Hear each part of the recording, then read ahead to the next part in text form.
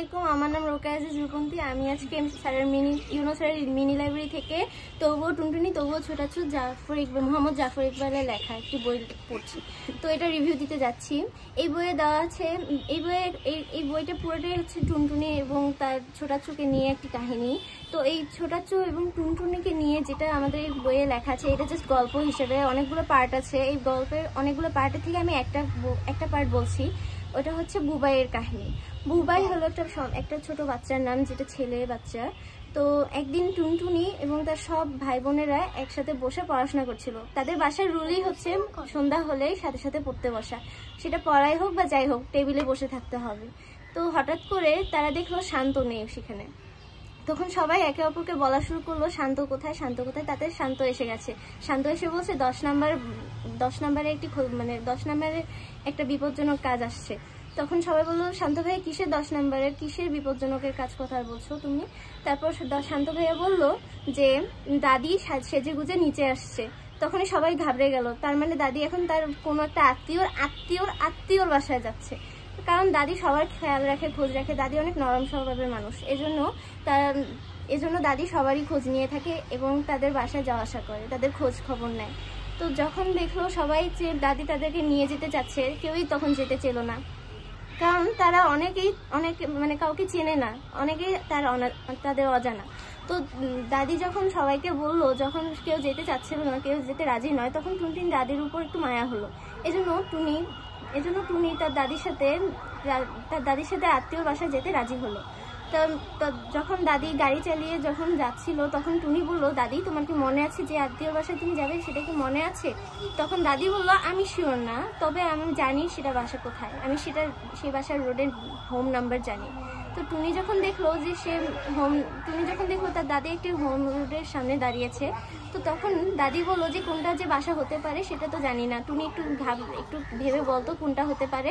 তখন টুনি ভেবে বললো যে এটা হতে পারে। তখন দারোয়ান বললো যে না, এটা অ্যাকচুয়ালি ভুল বাসা, সামনের দেয়ালের পাশে যে বাসাটা আছে সেটা হচ্ছে তার আত্মীয়র বাসা। তখন তারা যখন দেখলো যে তাদের সেখানে অনেক হাই সিকিউরিটি আছে, এজন্য টুনি এবং তার দাদিকে প্রথমে ঢুকতে দিচ্ছিল না। পরে যখন যে আত্মীয়র বাসা যাবে তাদেরকে যখন কল দিল, তখন টুনি এবং তার দাদিকে ভিতরে আসতে বললো। তখন টুনি এবং তার দাদি দেখলো এদের বাসাটা অনেক বিশাল, তারা অনেক ভালো মানুষ এবং তাদের অনেক সম্পদও রয়েছে।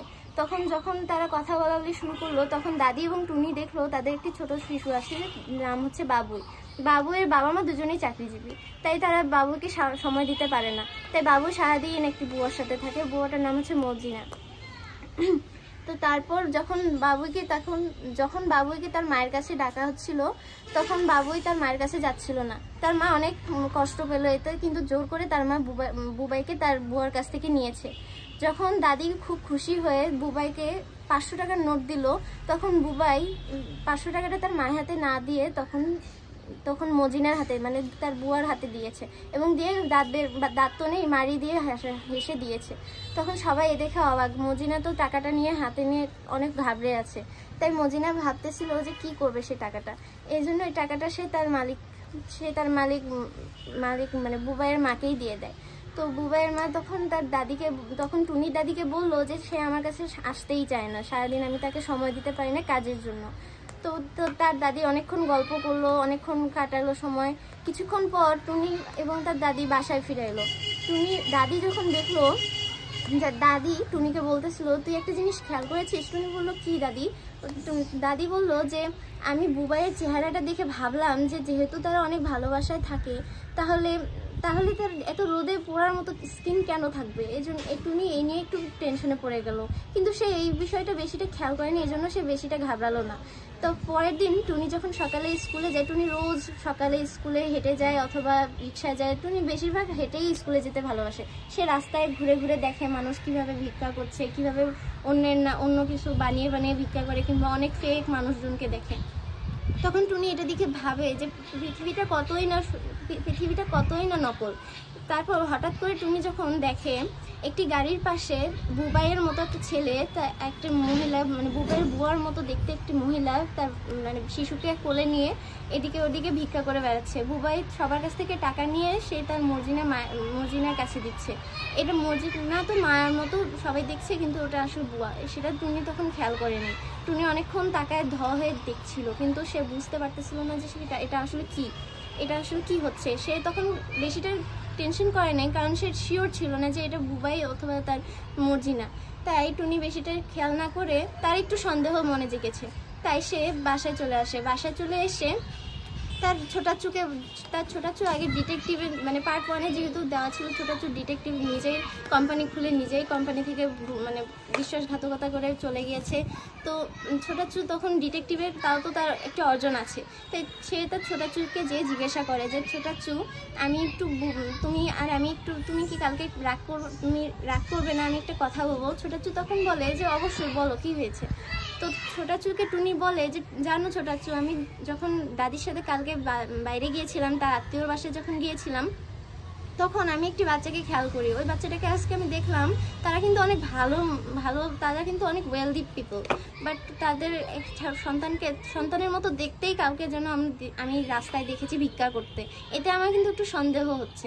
ছোটাচু বললো আচ্ছা ঠিক আছে, আমরা পরের সকালে আমি আর তুমি আর আমার একটা ফ্রেন্ড সহ তো দেখতে যাবো জিনিসটা, তার বাসার সামনে দাঁড়ায় থাকলেই হয়ে যাবে। তারপর ছোটাচু টুনিকে আরেকটা কথা বললো যে তুই কালকে স্কুলে যেতে পারবি না, কারণ যেহেতু সকালে যেয়ে দাঁড়ায় থাকতে হবে। কিন্তু তারপর টুনি বললো ঠিক আছে, আমি আব্বু আম্মুর কাছ থেকে পারমিশন নিচ্ছি। তো তারপর কিছুক্ষণ পর টুনি এসে ছোটাচুকে বললো যে আমি পারমিশন পেয়েছি, কালকে আমি স্কুলে না গেলেও হবে। তারপর পরের দিন সকালে ছোটাচু যখন বের হলো, টুনিকে নিয়ে এসে একটা রিক্সায় উঠেছে, যে রিক্সার আশেপাশে মানে দরজা থাকে। ওই রিক্সাটা অ্যাকচুয়ালি সিএনবিও বলা যায়। ওই সিএনবির ভিতরে যদি কেউ বসে তাহলে বাইরে থেকে আর সে মানে ভিতর থেকে সে দরজা খুলতে পারে না, এমন সিএনবি। টুনি এইটা দেখে অবাক। তাই টুনি যখন তার ওই চাচির বাসায় যখন যায়, ওই আত্মীয়র বাসায় যখন যায়, তখন তারা অনেকক্ষণ দাঁড়ায় থাকে। টুনি অনেক মানে দুঃখের সহ বলছে, জিজ্ঞাসা করছে ছোটাচু তুমি রাগ করনি তো। ছোটাচু তখন বলেছে আরে না, একটা বাচ্চারই তো জীবনের কথা, সে যদি ভালো থাকে তাহলে ভালোই, যদি কেউ না যাওয়া আসা না করে তাহলে অনেক ভালো, যদি বের হয় তাহলে সন্দেহ হবে। তো যখন টুনি ছোটাচুকে যখন বললো, তারপরে দেখে টুনির মা বের হয়ে গেল। টুনির মা তার গাড়ি নিয়ে বের হয়ে গেল চাকরিতে, মানে জবে গেল কাজ করতে। তো আর কিছুক্ষণ পর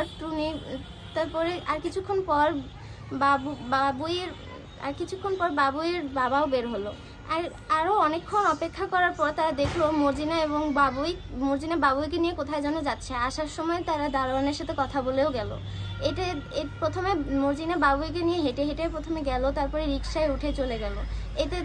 এই দেখে তাদের মনে আরও বেশি সন্দেহ জাগে, এজন্য তারা আবার ওদেরকে ফলো করা শুরু করে। কিছুক্ষণ ফলো করার পর তারা দেখলো অনেক বড় একটি বাসে তারা উঠলো, অনেক দূরে যাচ্ছে। তারপর ছোটাচু তার বন্ধুকে জিজ্ঞাসা করলো, বন্ধু তুই রাগ করিস না, আমাদেরকে এই মহিলাকে ফলো করতে হবে। বন্ধু বললো যে অবশ্যই, কোনো রাগ কেন করবো, আমি রাগ কেন করবো, এটাই তো আমার জব, তোর সাথে অনেকদিন ধরে কাজ করি না। এই খুশিতে তার বন্ধু তাকে আরও হেল্প তাদেরকে পৌঁছায় দেওয়া শুরু করে। এতে দেখা যাচ্ছে যে ছোটাচু ও টুনি দেখে যে মর্জিনা এবং বাবুই দুজনেই জামা কাপড় চেঞ্জ করেছে, তারা ছেঁড়া কাপড় পরেছে। ছেঁড়া জামা কাপড় পরে তারা রাস্তায় ভিক্ষা করতে বসেছে। বাবুইকে দেখে টুনি আরও বেশি ঘাবড়ে যায়, কারণ বাবুই যখন ভিক্ষা করে, বাবুই যেভাবে তার দাদির কাছ থেকে 500 টাকার নোটটি নিয়ে তার বুয়াকে দিয়েছিল, ঠিক তেমনি ওভাবে সবার কাছ থেকে টাকা নিয়ে ওভাবেই টাকা নিয়ে তার মাকে মানে তার বুয়াকে দিচ্ছে এবং খিলখিল করে হাসে। এটা দেখে ছোটাচু তার একটি মানে ডিজিটাল ক্যামেরা নিয়ে ডিএসএলআর নিয়ে এসেছিল। এটা দিয়ে সে বুবাই এবং তার মর্জিনার ছবি চুপচুপ করে তোলে। মর্জিনা এই জিনিসটা দেখে সন্দেহ হয়, কিন্তু সে রাস্তার দিকে ক্যামেরাটা করে তুলছে। এটা দেখে তার একটু সন্দেহ হয় না, কিন্তু তার মাথায় এটি ধরেছিল। তো কিছুক্ষণ পর তারা ছবি তুলে তখন ছোটাচু টুনিকে নিয়ে একটি বার্গার শপে আসে, সেখানে খাওয়া দাওয়া করার সময় ছোটাচু বলে যে টুনি এটা কি হলো, আমার তো বিশ্বাসই হচ্ছে না এইটুকু বাচ্চা এইভাবে কাজটা করছে। তখন টুনি বলে তাহলে ছোটাচু শোনো, আমাদেরকে অবশ্যই তার বাসায় যে এই ব্যাপারটা তাদের বাবা মাকে বলতে হবে, কিন্তু আমার একটা ভয় হচ্ছে, যদি মহিলা যদি কিছু করে ভয়ঙ্কর কিছু, তার ছোটাচু বলো সমস্যা নেই, আমি অনেক কিছু রেডি করে রাখবো। কিছুক্ষণ পর যখন সন্ধ্যা হলো, সন্ধ্যার সময় তো সবারই বাইরের কাজকর্ম শেষ হয়, তাই তারা সবাই মিলে বাসায় আসে। যখন সবাই বাসায় আসলো, যখন বাবুয়ের বাবা মা দুজনে আসলো, তখন তখন তখন তারা তখন ছোটাচ্চু এবং টুনি দুজনেই আসলো এবং তার ফ্রেন্ডটাও ছিল। টুনি যখন দেখলো যে তারা ভিতরে যেয়েছে, তখন টুনি একটা এক্সকিউজ দেখায় ভিতরে গেল, আবার নিচে গেল। তখন সে তার বন্ধুকে কি যেন বললো, কিন্তু এটা আসলে উল্লেখ করা নেই। তো তখন ছোটাচ্চু যখন তার বাবুর বই মানে বাবুর ছবিগুলো যখন মানে দেখাতে চায়, তখন ছোটাচ্চু বলে যে আপনাদেরকে কিছু দেখানোর আছে। তখন বাবুর বাবা মা দুজনেই কনফিউজ হয়ে যায় এবং অনেক শকড হয়ে যায় যখন তারা ছবিগুলো দেখার পর মজিনা যখন রান্নাঘর থেকে বের হয়ে আসে, তখন ছোটাচ্চুকে দেখে সে অনেক অবাক, ভয় পেয়ে যায় এবং শকড হয়ে যায় এবং আরও ভয় হাত পা কাঁপতে শুরু করে।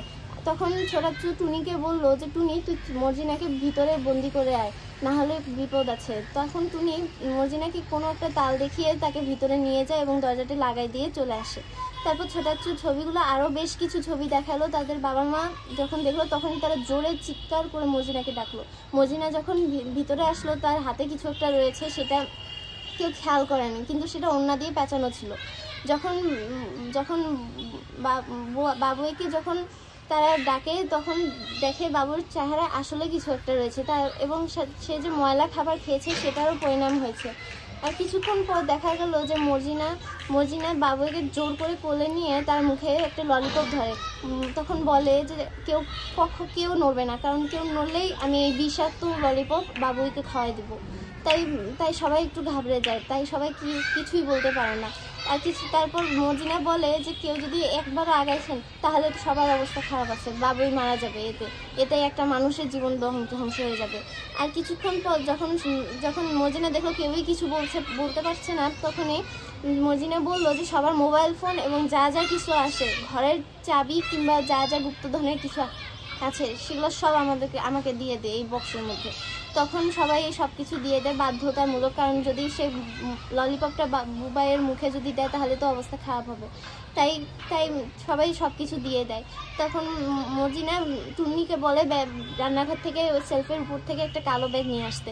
টুনি সেই কাজটাই করে। অ্যান্ড কিছুক্ষণ পর দেখা যায় টুনি এটা নিয়ে একটু আড়াল থেকে দেখলেই দেখতে পায় ওর ভিতরে অনেক সোনা গয়না এবং টাকা পয়সা। এটা দেখে টুনির মাথায় আরও ঘাবড়ে যায়, টুনির মাথা ব্যথা শুরু করে যায়। এই জন্য সে তারপর হাত কাঁপতে কাঁপতে সবাইকে এটা দিয়ে দেয়। টুনিকে তখন মর্জিনা বললো যে ঘরের 2টা চাবিই দিয়ে দেয় আমাকে। তখন বুবাইয়ের বাবা মার কাছে মানে রুমের যতগুলো চাবি ছিল সবগুলোই দিয়ে দেয় এবং মেন গেটেরও চাবি দিয়ে দেয়। তো এই চাবিগুলো দেওয়ার পর তখন মর্জিনা বলে এই বাচ্চাটাকে আমি দারোয়ানের কাছে রেখে যাব, দারোয়ানের সাথে আমার সম্পর্ক আছে। তো যখন মর্জিনা দরজা বাইরে থেকে লাগাই দিয়ে চলে যায়, তখন মর্জিনা বাইরে থেকে বলে বেকুবের দল, এটা কোনো ললিপপ বিষাক্ত নয়, এটা আসলে ভালো ললিপপ, তোমাদের সবাইকে বোকা বানিয়ে আমি বুবাইকে নিয়ে চলে আসলাম। এভাবে সবাইকে বোকা বানায়। তখন বুবাইয়ের বাবা মা দুজনেই কান্না করতে শুরু করে। তখনই তারা ভাবে যে আসলেই তাদের সন্তানকে বেশি সময় দেওয়া উচিত ছিল এবং অন্য মানুষের হাতে সময়টা দেওয়া উচিত ছিল না, অন্য মানুষকে তার নিজের সন্তানকে দেওয়া উচিত ছিল না তাদের। এটা তারা তখন বুঝতে পারে। যখন বুবাইয়ের মায়ের যখন মনে পড়লো যে তাদের আরেকটা চাবি আছে বের হওয়ার, তখন সে অনেক তাড়াহুড়া করে চাবিটা খুব কষ্ট করে খুঁজে তখন দরজাটা খুলে তখন বের হয়ে দেখে নিচে 2য় তলায় দেখে বুবাই সেখানে বসে ললিপপটি খাচ্ছে। বুবাইয়ের মা তখন দুধ দিয়ে ললিপপটা ফেলে দিয়ে বুবাইকে বুকে কোলে নিয়ে অনেক কান্নাকাটি করে।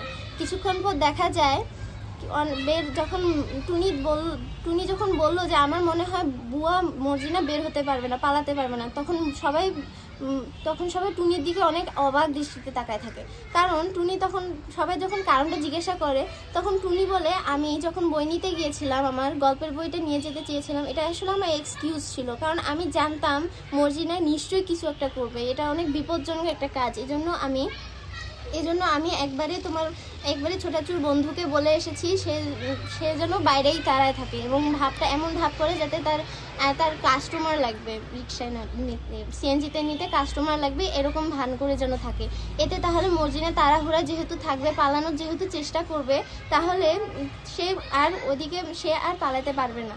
সে একবারে ঢুকলে যেহেতু ভিতরে বসলেই আর ভিতর থেকে খোলা যায় না, তাহলে সে আটকা পড়ে যাবে। এটা শুনে সবাই সেই সিএনজির দিকে দৌড়াতে লাগলো। দেখা যায় ছোটাচু দেখে তার বন্ধু মর্জিনাকে আটকে ধরেছে এবং মর্জিনা খুব চিল্লাচিল্লি করতেছে তাকে বের করার জন্য। তাই ছোটাচু তাড়াতাড়ি 911-এ কল দেয় কিংবা পুলিশের যে নাম্বারটা সেই নাম্বারে কল দেয় এবং ডিটেকটিভ সবাইকে ডেকে আনে।